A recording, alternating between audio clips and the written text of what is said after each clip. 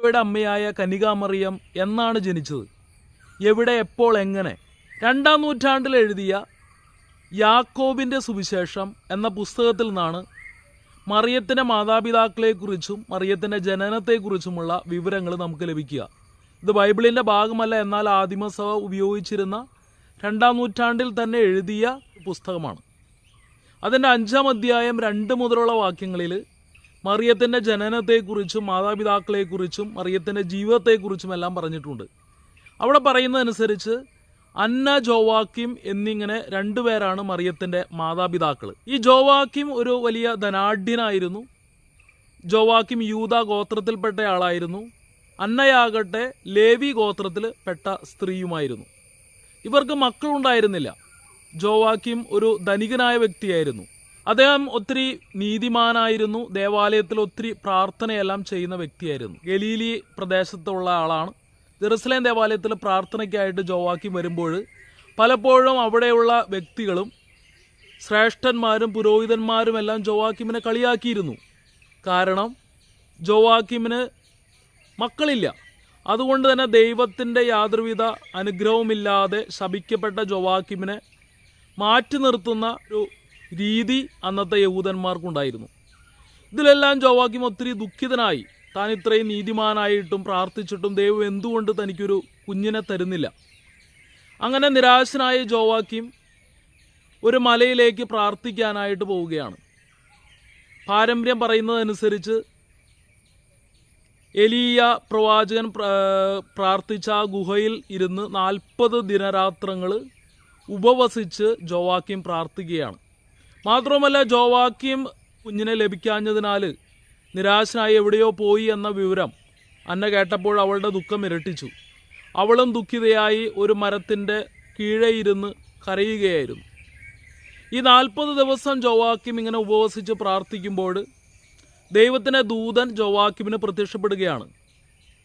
അതോടൊപ്പം തന്നെ അന്നായ്ക്കും ഈ സ്വർഗദൂതൻ്റെ ദർശനമുണ്ടായി. ദൂതൻ പ്രത്യക്ഷപ്പെട്ട് പറഞ്ഞു, ദൈവം നിൻ്റെ പ്രാർത്ഥന കേട്ടിരിക്കുന്നു. നിൻ്റെ ഭാര്യ ഗർഭം ധരിച്ച് ഒരു കുഞ്ഞിനെ പ്രസവിക്കും.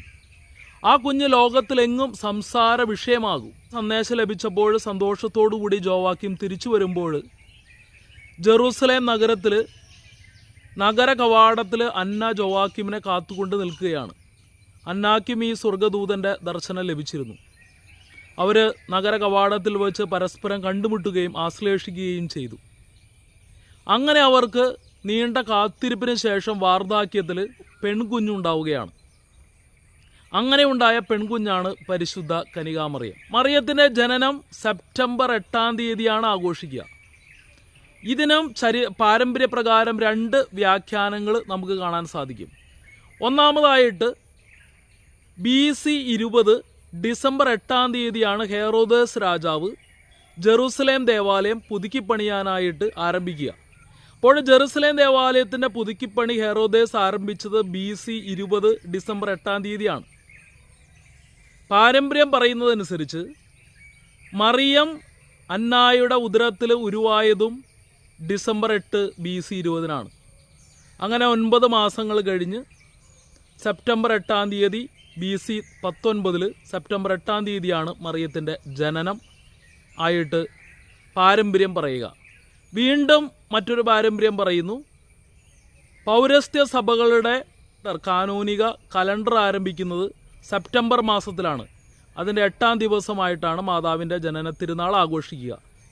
മറിയം എവിടെയാണ് ജനിച്ചത് എന്നതിനെക്കുറിച്ച് ചില പാരമ്പര്യങ്ങൾ ഗലീലിയിൽ ജനിച്ചു എന്നും പറയുന്നുണ്ട്. എങ്കിലും ഭൂരിഭാഗം പാരമ്പര്യങ്ങളും പറയുന്നത് ജെറൂസലേമിൽ വെച്ചിട്ടാണ് മറിയം ജനിക്കുക.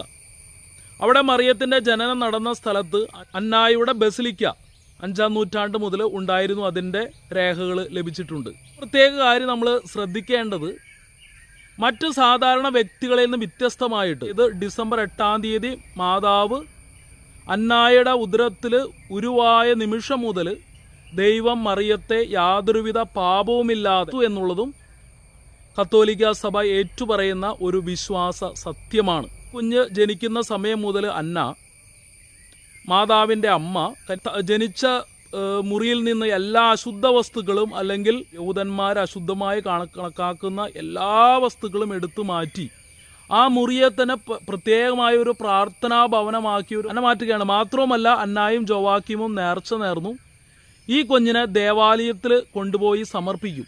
അങ്ങനെ 3-ാം വയസ്സിൽ ഈ കുഞ്ഞിനെ ദേവാലയത്തിൽ സമർപ്പിക്കുകയും ചെയ്യുന്നു. മാതാവിന് 1 വയസ്സായപ്പോൾ, അല്ലെങ്കിൽ മാതാവിൻ്റെ ബർത്ത്ഡേയുടെ സമയത്ത് ഒത്തിരി സന്തോഷത്തോടുകൂടി ജോവാക്കിം ഒരു വലിയ സദ്യയും എല്ലാം സംഘടിപ്പിക്കുകയാണ്.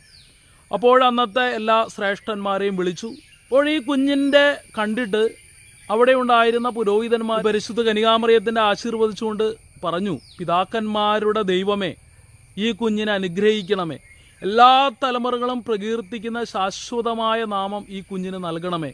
ഇങ്ങനെ ഒരു പ്രാർത്ഥന അവിടെ ഉണ്ടായിരുന്ന പുരോഹിതന്മാർ നടത്തി. ഇത് യാക്കോബിൻ്റെ സുവിശേഷം എന്ന പുസ്തകത്തിൽ 2-ാം നൂറ്റാണ്ടിൽ എഴുതിയ പുസ്തകത്തിൽ പറഞ്ഞിട്ടുണ്ട്.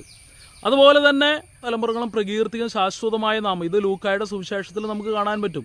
സകല തലമുറകളും എന്നെ ഭാഗ്യവതി എന്ന് പ്രകീർത്തിക്കുമെന്നും എല്ലാം മറിയാം ദൈവത്തെ സ്തുതിച്ചുകൊണ്ട് പറയുന്നുണ്ട്.